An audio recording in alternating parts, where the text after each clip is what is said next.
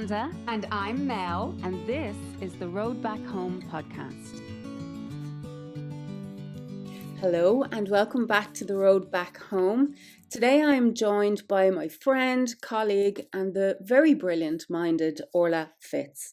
Orla was diagnosed with ADHD in midlife during the chaos of the pandemic. And that experience completely changed the way she viewed herself, her work, her clients' work, and the exhausting myth of productivity. Orla is a web designer, an online strategist, she's a writer, and she's also a fierce advocate for rethinking the way that we work. Especially as creatives, she helps us build businesses and online presence that actually work for us. And now through her co-creative web design sessions, her newsletter Unruly Assets, and her work with fellow creatives, Orla is leading the charge for what it means to build something sustainable, humane, and real without burning out in the process. In this episode, myself and Orla are unpacking the hidden labor of ADHD, why the way we measure productivity is completely flawed, and how unshaming the use of AI and other assistive tools can actually level the playing field instead of feeling like a crutch that we shouldn't be using. So if you've ever felt like you have to work twice as hard just to keep up, or wondered why simple tasks can feel impossible while bigger stuff comes easy, then this episode is for you.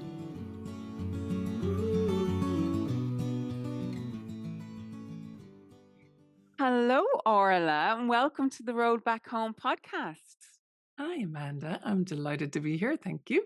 I'm delighted that you're here as well. Orla Fitzmaurice.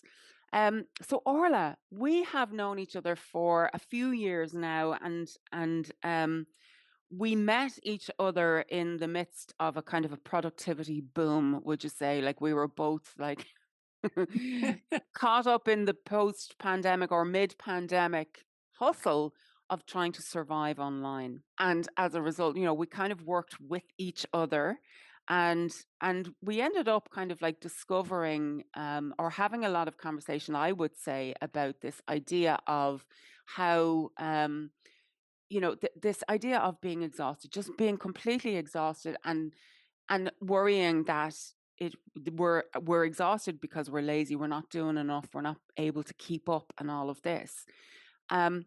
And you subsequently discovered, I think you suspected it before that, and then you went and got an ADHD diagnosis. Yeah. Yeah, When I was got an ADHD diagnosis around that time. For me, it Yeah. was around that time around the pandemic, because I had just had my daughter and she was only about, I'd say, 6 months old when the pandemic hit. And because I was a web designer, my work went through the roof. So a lot of people actually had downtime coming into the pandemic. My work went insane because everybody wanted a website at that time. So I had the dual aspect of the hormonal upheaval that is postpartum. And then I also had my work going through the absolute roof. And anyone who's self-employed, who's been through pregnancy, will understand like how difficult that is. And things fell apart. Like things just fell apart. And as a result, and it wasn't just because of that, but one of the main reasons that I was suspecting it, because nobody was talking about ADHD at the time. It wasn't a thing. So it was that I was walking into a room and I would forget why I was even there. I was like, where am I? What am I don't even know what I'm supposed to be doing here. And it was frightening to me. So I thought I'd early onset Alzheimer's, to be honest with you.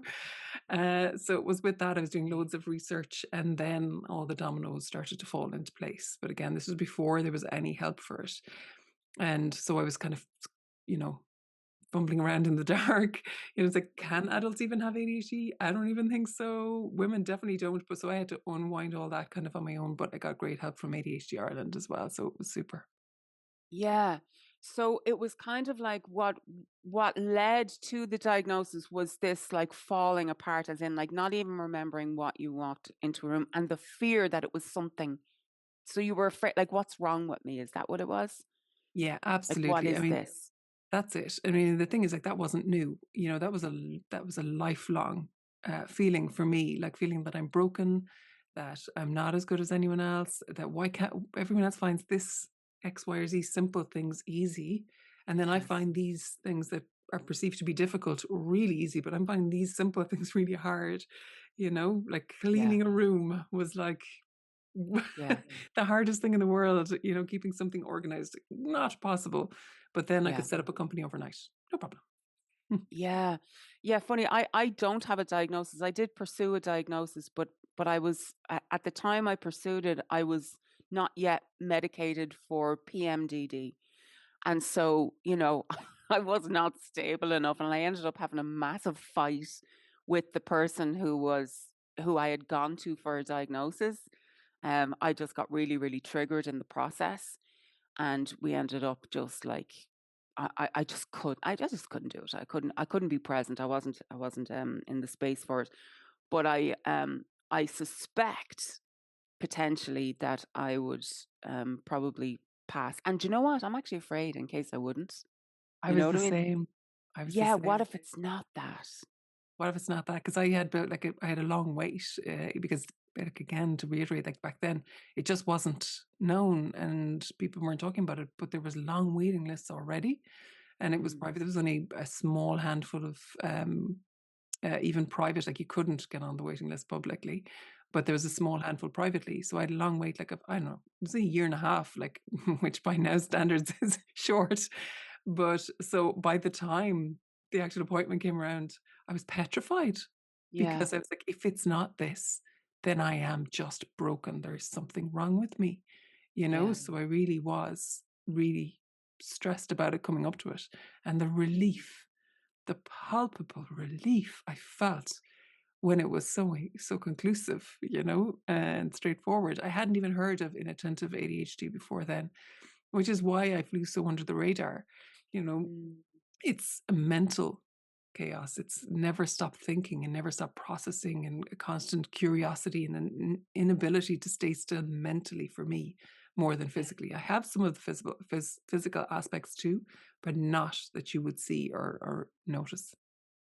Yes. Yeah, I very much feel the same as well. And that like constant exhaustion of the mind that never, ever, ever stops. Ever. Yeah. Yeah. And and then also the fear that if I don't, qualify as ADHD, then it means that I am just disorganized, that I am just lazy, I am just failing at life. So there is so much, like, there is so much shame and stigma and confusion and blame and, like internalized, like this is just, as you said, I'm broken. Um, one of the things I remember one day in particular, and it actually happened most recently, like only in the last weekend or so, where me and my husband were just chilling. And I was watching him and I could see that he had gone somewhere. Like he was just kind of like a little bit checked out. So I did what I've done before. I said, "What are you thinking about?" And his answer was, nothing. And instantly I'm like, "Oh my God, he's a serial killer. He's thinking, did I clear that crime scene correctly?" So because I cannot fathom Yeah. that there's nothing to think about. Yeah. And instantly then and then my mind does its thing and says, well, if he's not thinking about something, let me think about all the things he could be thinking about that are so terrible he can't even tell me that that's what he's thinking about. He's Yeah. he's a psychopath, and he just is, so that is the kind of quality of the mind thing, because oh my God, that's how it, let's say, it shows up for me. Another thing that you were saying as well about the, you know simple things being hard. Simplicity has been the bane of my existence. I cannot fathom what simplicity is. I think in complex terms. I'm very good in the nuance, very good in complexity. I think it's probably why I'm pretty good at my job, in terms of like, you know, somebody can offload a lot of complexity onto me in terms of what they're holding, and I can kind of go in there and separate things out. But if you ask me to simplify a concept, I really struggle with that. Yeah. Or to say something simply, or even to think about it simply, the overthinking and the overcomplicating. is really I find distressing. that is even worse when it comes to me myself. It tends to be something I'm really quite good at doing for other people. So if they've got a Yes. big concept that they're struggling with, or a big problem they're struggling with, or indeed in the type of work I do, like trying to bring all pieces of themselves into one online presence, no problem. But my God, when I try to do that for myself, it's chaos. Yeah. Even trying to redesign my own website, it was painful. It was a painful experience, but trying to shine that light back on myself is really hard. Mm. And I find that that tends to happen as well in projects, in bigger projects that I was involved in, because I was part of the project. I made it sometimes more complex than it needed to be because I was part of the thinking. Whereas when I was just a consultant to the project, I was very brilliant at finding clarity and creating seamless solutions for that project, and somebody else then does them. Whereas when I'm Yeah. involved with it in the day to day and actually, creating it outside of the live work, Mm. I would add additional complexity and be part of the problem, and not completing things. And it's a really difficult part of ADHD. And it's really difficult to communicate that nuance that Mm. I am absolutely brilliant on a consulting basis. And in terms of the way that I work now with creating websites live, I'm brilliant because it's that live time bound. It's that really exciting, fast, needs to be done really, really quickly, and the chaos is baked into the system. Whereas Mm. if I have that longer project-based deadlines, like it is that so much complexity, and yeah, I'm part of it, so I'm a problem. Yeah, and the executive functioning of it all, So I find like when it comes to the generative, generate the kind of like the generating of ideas and the making connections and all of that. But as soon as it comes on to the application is where it's like a wall just like falling down on top of me. It's instant overwhelm because all the tabs are Unless always open. unless there's boundaries. This is the thing, like, it's the boundaries that really help us, that's the simplifying. So, like, a really good example of this was a client of mine recently who thought he was doing something great. He was just like, this particular design is for it's not for our brand, it's for this, collaborative brand. So there's no brand guidelines, you can do whatever you want design wise. And I was like, oh no. Because that's the worst thing you can possibly, it's every color in the world, it's every style in the world, it's every possible solution. Yes. So I could stay stuck in that warp forever. And I did spend most of that project stuck trying to figure out what brand style to go with. So it's actually boundaries. So when you're talking about that, like this Yes. massive amount of things, the more that we can tighten the boundaries around the specific project, the better. Mm. Yeah, the constraints. Yeah. Yeah. And Funny with that's what? that simplifies it. Yeah.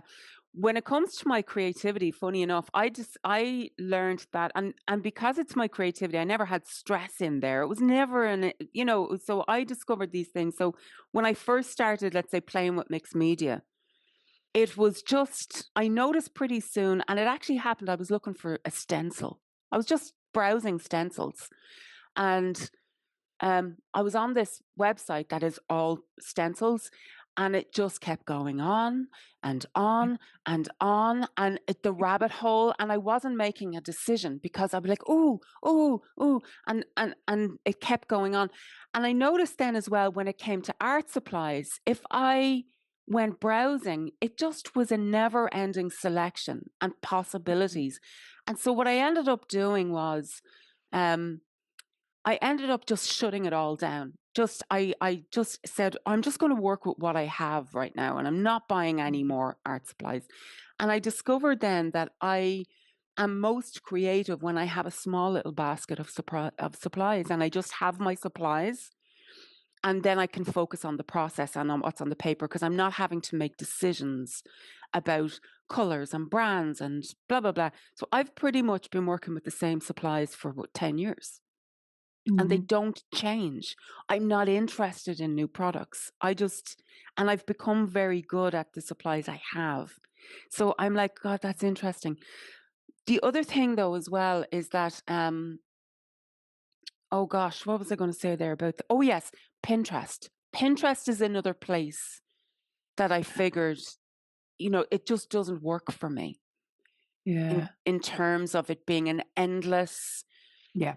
way too many tabs. So I don't use and also because it requires categorization. Yeah. Which is very hard. Yeah. I can't, yeah, compartmentalization or categorization is almost impossible for me. Like, so the worst job you can give me is filing, because I don't know, does this house insurance, does it go under house or insurance Yeah. or utilities or Or bills? a new tab, create a new tab for house insurance. Yeah. Then So could my we just Google, duplicate it and put it in this other one as well? Because I won't find it over there. So it's crazy. And my Google Drive folders as well. So those things, so these yeah. are the places where I see it. I have a real difficulty filing things. And one of the systems that probably works best for me is under Google Drive. Things are everywhere. But for some reason, I remember who I learned it from. So Mm, I will have a lot of my Google Drive folders are names. So the Orla Fitzmaurice yeah. is a Google Drive folder. The other thing as well is I am convinced that my father was ADHD, convinced. Mm, And in the same way that like the same way that kind of addiction works is that this kind of like overwhelm, I believe, is progressive.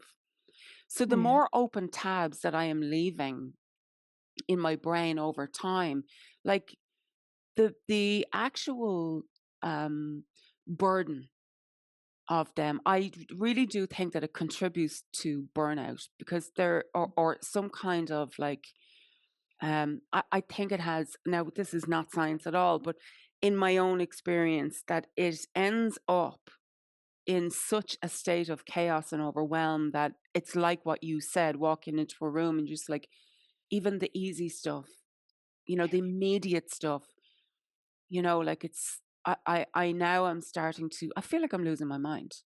I feel like I'm actually losing my mind, kind of a Yeah. thing where it's like, That's what it felt like for me as well at the yeah, time. I think the information, the open tabs are difficult, but it's when this sense that, for me, it's this sense that I'm failing with all of those open tabs. yeah, That is the part that makes me feel like I'm losing my mind. So yeah, the open tabs, when there's no one relying on me, or there's no like sense of being behind, is fine. But there's this pervasive sense of always being behind, of not being able to keep up with the mm, things that other people require of me, time bound. Because again, this is another part, and I don't know if it's the same for you, but time has no meaning for me. And mm, like, I just don't have any sense of it passing. And some mm, things feel like they take millions of hours, and the other is like 5 minutes, and I've been there 2 hours trying to do it, and it's just disappeared. So all of these things contribute. And when you have a lot of open tabs, or a lot of ideas and a lot of things open, but I feel like I'm failing at the same time, and I'm not able to get to any of these tabs, and they feel like they're going further away, and it's like this avalanche. mm, One way I often describe it, actually, that people seem to understand, is that it's like listening to every single radio station in the world at the same time. It's like the receiver's on for every single radio station in the world all the mm, time. And mm. I'm just tuning into all of these different radio stations. And it's just so overwhelming. And it's Yes. impossible to just focus in on the one station I want to actually listen to complete this job at the moment. Mm. Yeah. God, it really is, because it's almost like, as well as like being hyper aware of all the possibilities. It's almost quantum like. It's Yeah. like being aware of all these possibilities, and taking like to land on anyone or decide on anyone or commit to anyone. There's a massive, almost like a loss or a grief, because you're shutting so many doors, and that's really hard. Like, It is. in order for me to focus on this thing means I can't do this thing, and And um. also, it's the rejection sensitive dysphoria. I know people talk about this, and Oh there's God. people saying whether it is or isn't and all the rest, but I don't really care. The feeling of it is real for me, in terms of, because of all these ideas and all of these great concepts, and come up with all of these ideas. And there's always been this sense of, I'm going to do great things, or I've so much potential, and then I've never lived up to that potential. And so, like, even within like these larger projects that I've stepped away from doing, that was constantly the problem. Was like, it just sounded so great at the start, and like, it's like I'm working along on it, but it's so huge, and I'm so lost in the case and all the rest of it. And then Yeah. there's this like weight of being a disappointment that it has Yeah. been pervasive my entire life. It's like, God, this sounded so great. And now it's like chaos. But chaos has Yeah. always been the part of all the great things I've created too, you know? Mm. So there's in everything that I've ever created that was great, there is like a great plan at the start, and then you break it all down and it becomes this really odd, weird, otherworld mess. And then the right parts get pulled out and pulled together and put together in this completely different way. I think that kind of is what creativity is. But it, that system doesn't work well within the structure of set deadline and you need to be as good as you were. You said you'd have that by X day, and it's like, but it hasn't come together yet. Mm. It's still in pieces. And, you know, like I don't have that much control over that.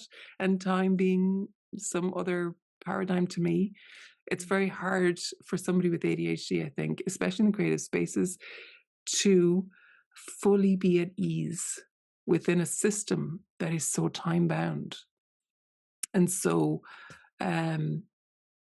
caught up in time and in this need for consistency and integrity. And integrity means always being your word is your bond.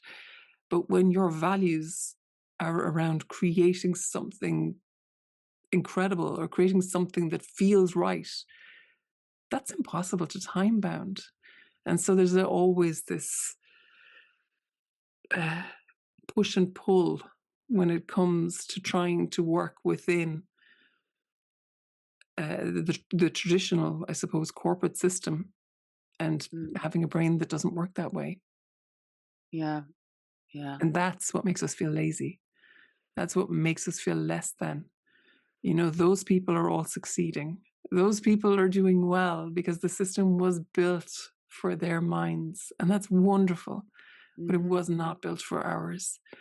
And a lot of the great work in history was not created under that system. I can't imagine Leonardo da Vinci or any of the great artists or even the great inventors were like, okay, I will have this to you by next Thursday at 2 p.m. for this meeting. And we'll have 5 meetings in the meantime where you keep me in account. Whereas he would have worked deeply and on specific subjects and put them down when they weren't working anymore and went on to something else. But there's no way to facilitate that within our current world. We've got to be earning on demand for expenses that are out of control. And it's just very, very difficult. So it's no wonder we always feel lazy. We always feel burned out. We always feel less than. One of the things that I've noticed as well is that, you know, being self-employed has thrown up so many challenges in this regard because it is that open field, you know? And I remember during college for the first, let's say I did 4 years. For the first 3 years, we would get our assignments and it would be write an essay, or maybe you'd have two choices, you know. So write an essay on this topic, or here's a title. That's what they would probably do. They'd give us the title of the essay and you'd go off and write it. And I'd be great. I'd be responding. Or in the fourth year, they were like, your final year project is whatever you want it to be. Yeah, yeah. When I tell Kryptonite. you, yeah, I had an absolute, even my husband was like, FYP, I never want to hear those words again, FYP, those Yeah. letters, because it actually nearly broke me trying to just settle on what I was going to do my final year project on. And I find that self-employment is kind of a similar thing. Again, it's that wide open space. It's that wide open field and having so much room. And interestingly, something I have always resisted was structure and routine. I would have resisted it. It was like a 9 to 5 kind of felt like prison to my brain, right? Now, in saying that, I have experienced in the last whatever it is, 14 months with, you know, when I reached my burnout, I was like, well, I just can't do this anymore. I need to tap out, need to take time out. And I knew that in order for me to come offline and come out of my business, I needed to take up a job. I had to get one. And this was almost like I had to really work on my beliefs about this because I had framed that as a problem. I had framed that as failure. So me as a self-employed person needing to get a job was the absolute utter proof that I have failed at this, Yeah, I can imagine. Yeah. right? And there was shame around it. That's where I was at in the beginning. But because it just was not an option to keep going as I was going, I had to embrace it and I had to turn it around. And I was like, what if this is a solution? What if this isn't a problem? What if it is a solution? So I got a job, and I was so nervous about it because in my brain was almost like, this is going to be impossible. You're going to hate it. You're going to hate going to work at the same time and coming home. You're going to hate the routine. But what I have discovered is that it has actually worked in my favor in the same way, in that like it is constraining my time. So I was thinking, oh, if I'm working 30 hours a week, I'm not going to have any time to work on my business, right? But because I am working 30 something hours a week, it has now given me a limited amount of time in which to do. So it has actually given me focus. It is forcing me to focus. And Yeah. it is forcing me to abandon the things that are not worth my time. Yeah. Or, it's getting me to be more discerning and more discriminatory in terms of like, I am no longer, now it's not that the temptation isn't there, but I am less likely to be distracted. And Mhm. also, because it is a physical job that I'm doing, it is giving me a sense of, so before I did this job, I would stay up till all hours of the morning because it was only a mental thing and my mind was constant, and I would burn it out. But because I'm working a physical job, I'm tired by 9 o'clock. And so Yeah. I kind of have to shut down. So it has put limitations on me that I always would have thought were going to be a problem, but are Mhm. the same solution for me that putting limitations on the supplies in my creativity have been. So something I find really interesting as well, because I did get a job as well, a part-time job to support during the lower parts of my burnout as well. But it was very similar to the job that I do, so it was Hmm. in the same space as what I do. And it did not help. No. At first, yeah, the financial ease did, but over time it didn't. Um, because of various things, again, to do with work, the type of work, and to do with bureaucracy, and to do with difficulty in dealing with people. Whereas I think the type of job you're working, Hmm. it is not a bullshit job. We talk about these bullshit jobs. Your job is physical. It is connecting. You are meeting other people. It's a tangible thing, and it is so Yeah. different from the work that you do that you were almost refreshed coming back to it. Whereas I Yeah. found that the job that I was doing, because I was dealing with so much um, interpersonal stuff, as well as it being so similar to the work that I actually do, and also there was way too much executive function required in it that I wasn't thinking through in advance. It depleted me coming back to my own job. So it's interesting to consider the type of work that does that. Another thing is I came across in my years of trying to find solutions to the problem that is me, that I thought was me. There's this therapy.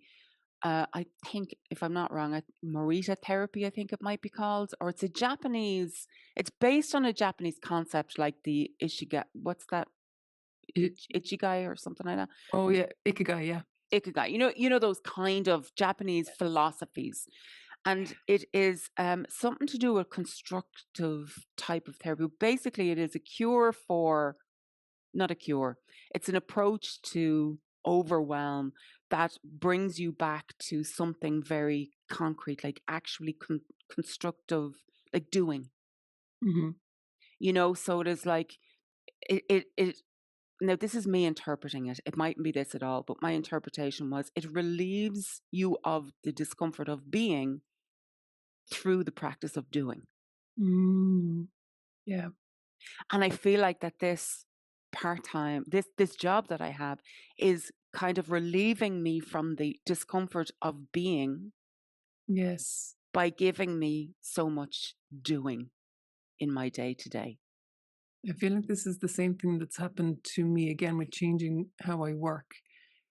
Because before, with big project based work, it's long deadlines. You're constantly wondering, what is it that that client wants? And does this change that? And then you may have multiple clients. Whereas moving into just straight co-creation, again, it's doing, like fingers in the pie. The client's seeing so it's doing, and it's embodied and it's connected. So actually, maybe it isn't just the being, maybe it is the connection that's important. Like I am directly connected to the client when I'm doing the one-to-ones, and it's, versus the co-creation, it's live, and there's something really Mm-hmm.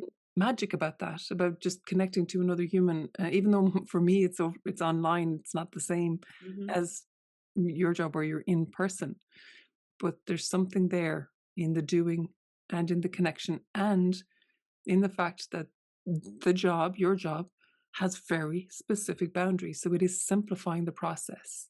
It's very much simplified. It's the same with the co-creation. It simplifies things.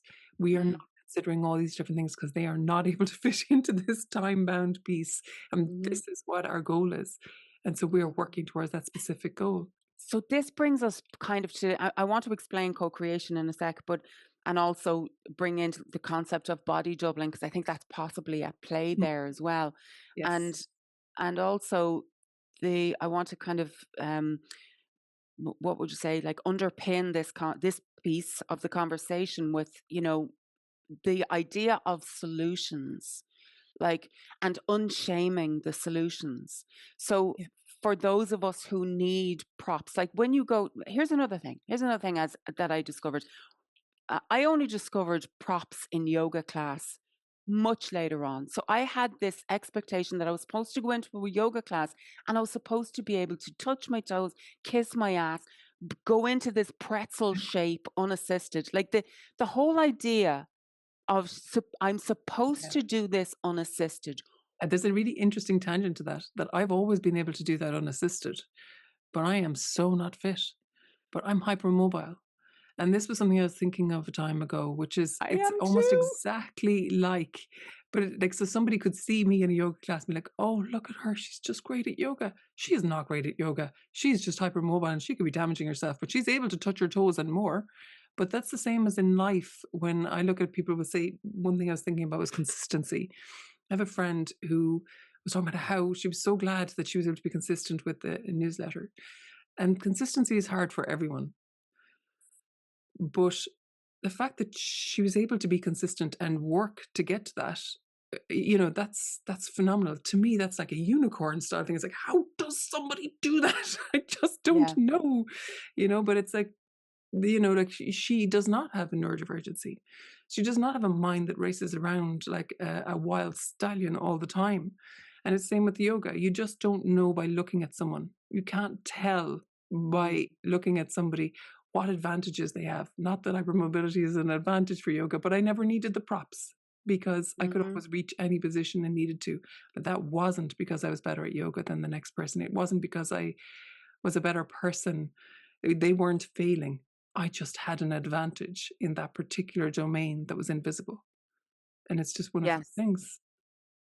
I also have hypermobility, and it is a correlation with ADHD, Yep. which is Yep. crazy. My But daughter is hypermobile and she has ADHD. it's so interesting. So this also, like this hyper flexibility, this hyper adaptability, again, the hyper element of it, the over functioning element of it, it kind of comes back to this. I remember writing this down in my journal. Just because you can do a thing doesn't mean you should be the one doing the thing. Yeah. And then also this idea of assistance. So when I discovered yin yoga, right, I this was like, this is yoga with assistance. This is like, you don't just lie on the ground, you put all the pillows, all the cushions, so that you are being assisted and held in every single way. And there's this pose called the goddess pose that was just, it blew my mind, where it's like, you're using a bolster, you're using the blocks, you're using towels, pillows, everything, to the degree where it's almost like you're lying in water. It's that same sensation, is that like Mm. there is zero resistance and there is zero effort on your part, and it feels like cheating. Yeah. It feels like I'm not doing enough. And it was very interesting for me to learn this yin yoga approach where it was like, let the universe support you. Let Mm. yourself be assisted. Use the props, use the tools. Whereas up until that point, for some reason, I had Yeah. picked up the idea that using tools was cheating. Yeah. 100%. I'm with you there. And again, it is in the context of a system that is built to accommodate a very specific type of functionality. Yeah. That those who don't possess that functionality feel, because we are not fitting into the system, that that is an internalized flaw on our part. And so there is shame around the assistance or the accommodations necessary for us to fit into the system, you know. And anybody, like my sister had Mel, actually, who's my co-host on this podcast, um many years ago, she had an accident that rendered her, you know, she had to use crutches and a wheelchair for quite a while. And we noticed during that time how very little accommodation there is. Now, this is back in the 90s, you Hmm. know, like the world is just built with Yeah. ableist, you know, assumptions. Absolutely. Yeah. And it is not until you don't fit that criteria that you feel so alienated from it, and it's, you know, I don't belong here, I'm not. Anyway, at Yeah. the risk of over making a point, we kind of, we can do this mentally as well, like these ableism is a thing that exists in a cognitive Yeah. dimension as well, you know, in a cognitive capacity as well. So explain to us what co-creation is. Tell us the context of your work and how you work and how what co-creation is. So co-creation is working live with the client to take their ideas, to take their business, to take what they want to achieve and turn it into reality, turn it into an online presence, whatever it is that they need to create. But it's done live. So I'm sharing my Mm. screen the whole time.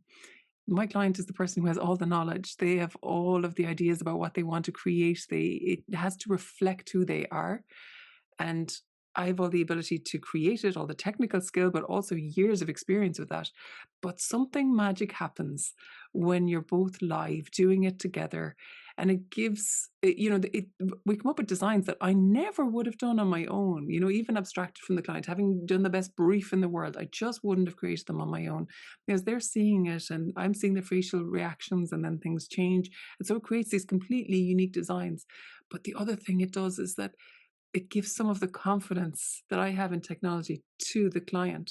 And I'm using all kinds of technology in order Yeah. to do this assistive technology like AI. I'm using the design tools. I'm also giving them the benefit of my years of design and business strategy. And so it's building them up through live design. And they're really fun and light ways of doing it. And it works so well Mm. with, Yeah. again, with my brain type. I remember somebody years ago saying that it was somebody famous in the ADHD industry, so sorry I can't remember now, but it is, you know, the two keys to thriving with ADHD are the right partner and the right work. And Yeah. it's taken me a long time to get to the right work. I have a very supportive partner, but it took me an awful long time to get to the right work. Because I love the work in one way, but the way it worked didn't work for me. What I really want to encourage listeners here who might be relating to us to do is to start in experimenting with solutions and allow yourself to have them. Like another solution for me that I discovered, because one of the executive functioning things that I struggle with is emptying the dishwasher and Mhm. reloading the dishwasher, right? Do you know what? Do you know what I found actually gets me to do that? Boil the kettle. Make myself a cup of tea, right? So whether I'm boiling an egg, poaching an egg, or boiling, so I will give myself a job when I'm in the kitchen and I feel the resistance to the dryer or Yeah. the washing or the dishwasher.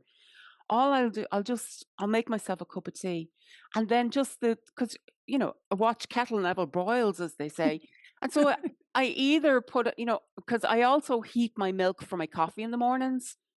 So that is a timer on the microwave, or I will boil the kettle, or sometimes even just set a timer on your clock and give yourself 5 minutes. And you should see me emptying and reloading Yeah. that dishwasher. And I've found a way to do that. Another thing in the mornings, when I first wake up in the mornings, I get the open field effect where it's like I cannot motivate myself to get out of bed. So I Yeah. get my phone and I put on either a podcast or YouTube, something. I give the dog a bone. My Yeah. brain, I give it Yes. something to chew on, and then I can move. I do the exact same thing. Yeah, My and it's funny goodness. because it's completely the opposite of the advice you get from everyone, which is, like, make sure you don't go on your phone first thing in the morning. Make sure you are create before you consume. I totally get it, but Yeah. my brain will not activate No, it without being won't. pulled forward in some Yeah. way. And I mean, this is, I think we'll probably get on to, if we get time to talk about the Yeah. productivity side of things. So I do think at times now I'm over productivityed, but I've been Yeah. getting up at 4 a.m. recently, which Goodness. sounds bonkers, and people are like, okay, you're losing it. But the reason I've been getting up at 4 a.m. is because I can't get early morning hours. They are my magic hours for my brain. They are the time my brain fires at its best. I've always been a morning person, never a night owl. And yet, so are my kids, delightfully. So they are awake at half five, half five, 6 o'clock. They're awake. So I was trying to get up at 5 a.m. to try and get time before that, but there just wasn't enough payoff. There wasn't enough pull forward. So now, and just by chance, I was reading about this author that I really love, and their writing routine was getting up at 4 a.m. And I was like, I wonder if I could try that and what would that feel like? Those hours are so gorgeous. Now, I can't I get them know. all the time because my kids still awake at night, but it's the Mm. same thing as you're talking about. When I can, I need something to pull me forward. So it's the same as you. I'll put on a podcast, I'll put on something Mhm. that will just spark me up and pull me out of the bed. It's like, okay, if you want to listen to this podcast, you've got to get out of that bed. you know? That's it. And I, I'm tired of the world telling me that I should, go for a walk in peace and silence and all that. And I'll say, great, excellent, but my brain won't start unless I literally give the dog a bone. So I'm now like Or it'll two. start and it'll start on the worst possible things. It will start with, you're so lazy, you can't get out of bed. Look at you now, you didn't do X, Y, and Z yesterday. And now you think you can go off and get time to yourself to write? You think you can just Mm, relax in these morning hours? I don't think so. And then if I've spent a half an hour in a yeah, horrible space and I just switch yeah, everything back off and I'm like, this is pointless. Whereas if yeah, I pull myself forward with something exciting, yeah. I'm up and I'm out. And that's why it's important for us to allow the solutions that work for us be good enough, and not to, like somebody else's solution. Yeah, it might, and there's some kind of like virtuous. Yeah, great. You can get up in the silence and spend the first hour of your day in absolute silence. But that is great for you. Just like, it's great for somebody who's not in a wheelchair to access a building that only has steps. Do you know? Yeah. I need the ramp and I'm not sorry, Yeah. Yeah. and fuck off while you're at it. Absolutely. Yeah. So let's kind of jump quickly over into AI, because I have seen some activity, and whether it is online or whether it is in person, this kind of like, um, you know, oh, I wouldn't use AI. Like somebody's like, oh no, you're not using your brain. That's just lazy. It's a cop out. Using AI is a cop out. And I've said to one person recently, I said, I am sure that when cars first started, there were people who were like, no, I'm sticking with the horse. Like the horse, that we'll all get fat and lazy if we start using motor cars. I'm going to stick to my bicycle and my horse. And I'd be like, well, great. I'm going to Kerry. See it next year when you finally Next get there on your Tuesday. fucking horse. Yeah. You know, off you go. Like, I have to be at the airport at 6 o'clock. You're going to have to leave yesterday. But, it's kind of like Yeah. that. It's like, are we resisting something just because, or are this kind of morality once again, creeping into AI? And usually the people who have these dogged judgments about AI are the very people not using them. They don't even Yeah. know I what mean, they're fucking knocking. it brings me back to, like, I've been a web designer for forever, it feels like. And back when I started, it was all HTML and CSS, and it It was was all quite what? HTML and CSS, which would be the language behind web design.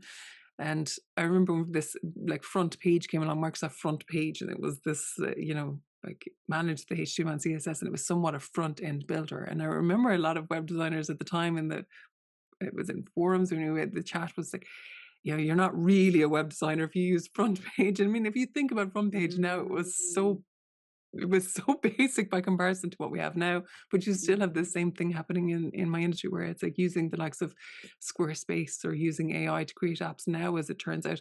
There's like, you're not a real web designer if you use these. And Unless you're doing it the hard way. it's always been the same, Yeah. and Yeah. I get it. There's something beautiful in the purism as well. Don't get me wrong. I love going back into I wouldn't call it code now, HTML and CSS, it's more markup, but I love going back into the basics and working there. I do feel like there's something gorgeous in that. And at the same time, it's like getting into that car when you use AI and you just zoom forward in what you can do, Mm. and that opens up human potential in a completely different way, in ways we don't even understand yet. Yeah. And we can't preempt that. And people will be left behind. Mhm. And that is sad.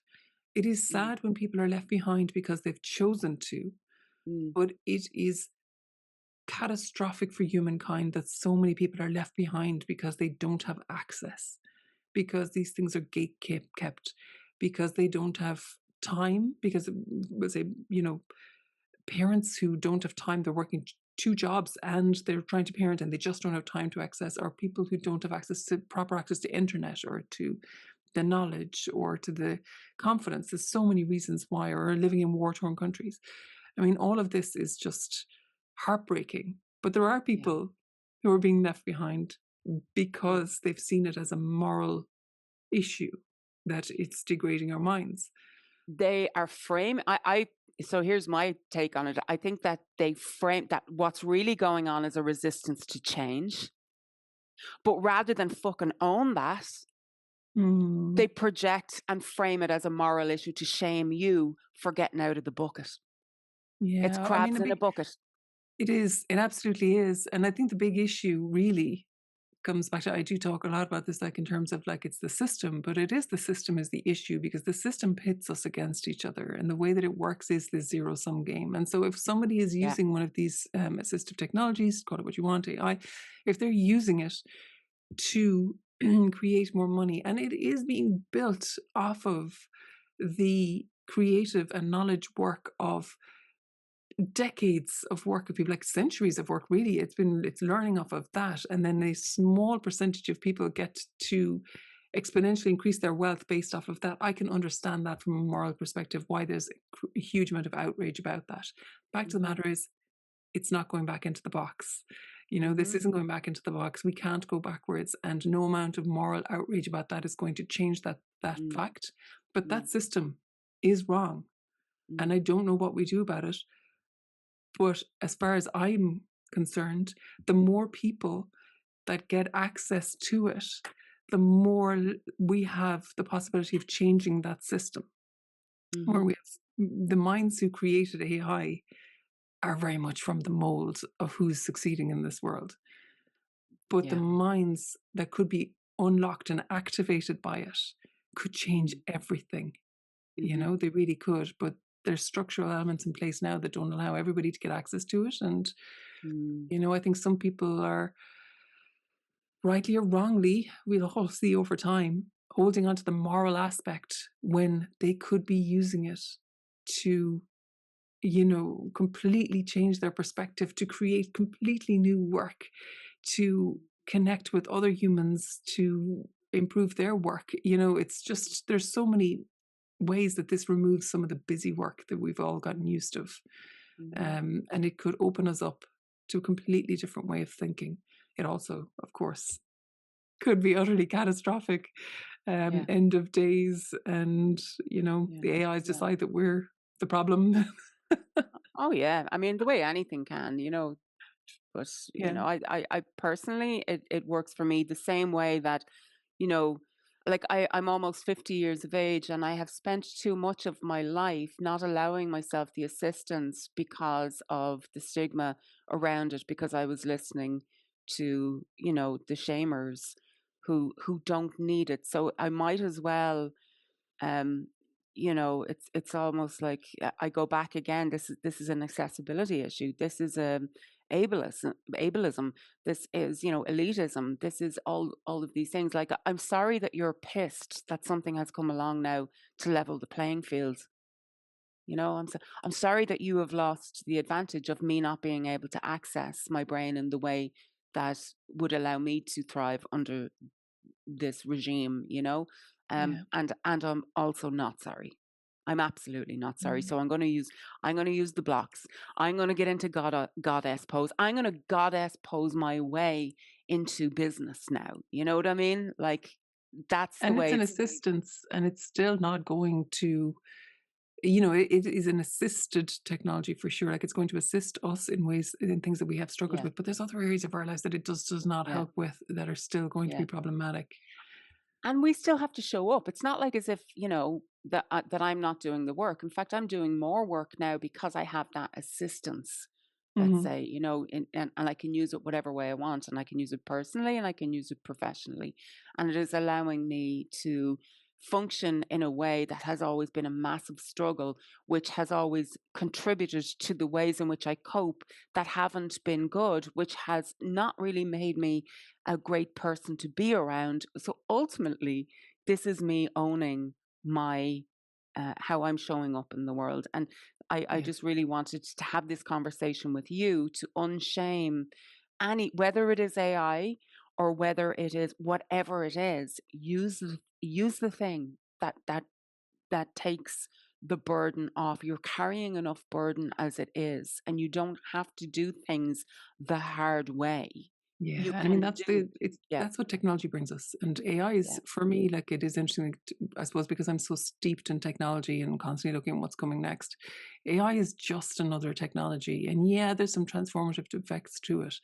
But the assistive technologies in general have been transformative for me, and they are for people with ADHD and with other, we'll say, invisible and visible disabilities. But specifically for us, it's around executive functioning. This is where technology really helps us. And yeah. so people don't really understand how much this executive functioning dysfunction, or Mhm. poorer function, whatever you want to say it, for us is a factor. So, for example, for me, using FocusMate for accountability overcomes the executive functioning issues I have with time. Using AI, I'll use it to, to stop myself from getting stuck in these spirals. I say, okay, Yeah, I have same. got all of these options in front of me, and I cannot figure out which one to do. I have gone around in circles with them. This is what I'm thinking. This is what I'm struggling with. Help me make sense of this.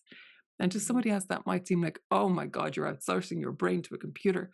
But to me, I'm able to just get all of that on my head. I have already gone around this in a million different ways and wound up in every alleyway possible. And then the alleyways open up into 10 more directions, and it is insane.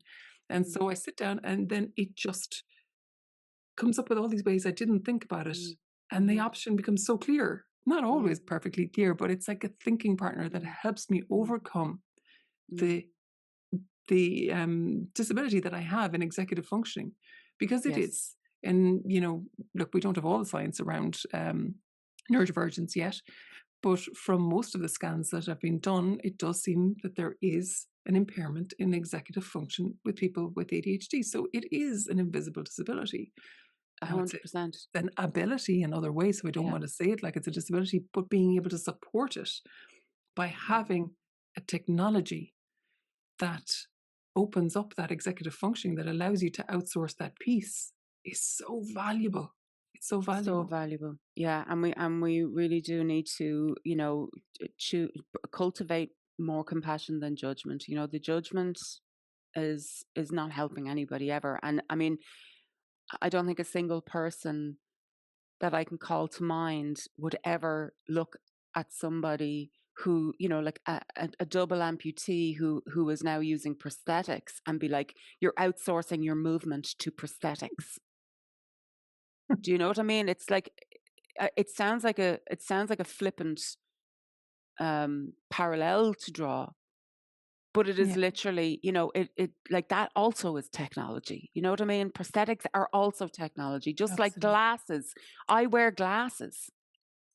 Yeah. Nobody And shames me for putting my glasses on to see properly.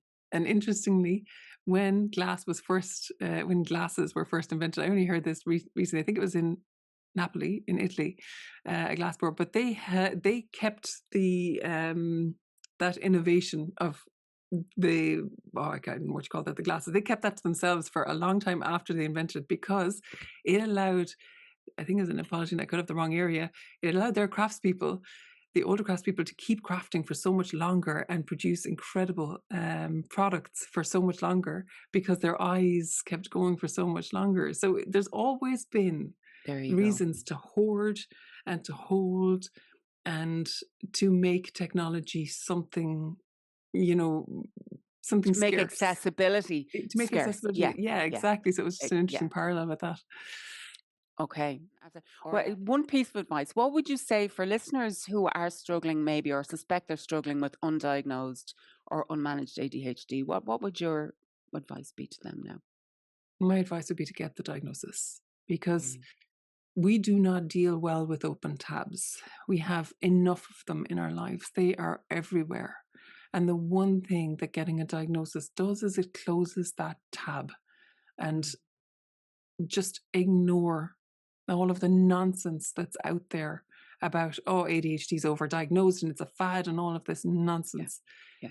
For the most part, if you have felt at odds with the world from a young age, and there will have been signs in childhood, and a diagnosis is not something that's flippant. And go to a good organization, and they will look into your past. They will want to get those key markers from childhood. It's so obvious. ADHD is so obvious from a young age. I see it with my daughter. It was obvious from the time she was a few weeks old. This is a digression here now, but just to show you that it is not something that's just flippant and just, like everybody just wants an ADHD diagnosis now. I breastfed her, and I had a horrific time with the breastfeeding. It was so difficult, and I was in so much pain, and she struggled with latching, and we only got to about 4 months. And with my second child, I breastfed him, and no problem. It was so easy. And since there has been some research that has come out that shows that children with ADHD, it shows up so early that they struggle to focus, to hold the latch. They struggle with that basic executive function. And it's just fascinating to me. And blowing my mind. Like right from infancy, and right from day one, she really struggled to sleep. She fought us at every possible opportunity of going to sleep. And then when she went to sleep, she slept like the dead, but she was restless from the minute she came out. She had that hyperactivity of mind, of body, the minute she was born. Well, how blessed is she to have a mom who, has her own experience with this, is so open to solutions, is, because so many of us, especially, of our vintage, have had the shut up and put up kind of attitude just in culture in general, not necessarily from our parents, but, it wasn't a conversation being had. It wasn't a solution being offered. And the fact that we are embracing these realities and embracing these solutions, it can only be a good thing. So, if it works Imagine for you, what those minds can do the next, like if we can bring this accessibility, bring all this technology and take away all of the shame. And I'm not perfect in this regard in relation to her. I'd love to think I was, it's this thing, oh, you now know you have ADHD and you're so open to all of this. And still it is so hard to be someone with ADHD, trying to figure out your own, because diagnosing adulthood is a whole other ballgame. You are trying to unpick all of the nonsense from your whole life. Oh, if I'd only known when I was in college, trying to unpick that at the same time as you are trying to override the way you are parented in order to parent your child in this different way for their needs. And it is a blooming minefield. And that's not to say I don't think that my parents did a bad job. They did not. They did absolutely the best of what they could with what they knew. Exactly. And it's just so interesting seeing it now with my child. And I know I won't do a perfect job with her either. But it's great that, look, I do feel like, what will she do with this opening of the mind space, with this assistive technology, with the way the world is changing? What possibilities are there for her, in ways that there maybe weren't for our generation, and especially for the generations that came before us who never got a diagnosis? No.